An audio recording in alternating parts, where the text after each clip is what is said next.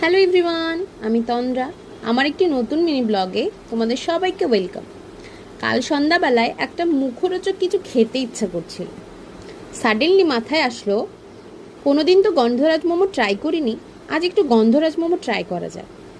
সেই মতো চলে গেলাম মোমো স্টলে। গিয়ে শুনলাম 5 পিস মোমো নাকি অনলি 40 রুপিস। আমি তো শুনে অবাক। আমি এই ফার্স্ট টাইম গন্ধরাজ মোমো ট্রাই করলাম। আমার তো বেশ ভালোই লেগেছে।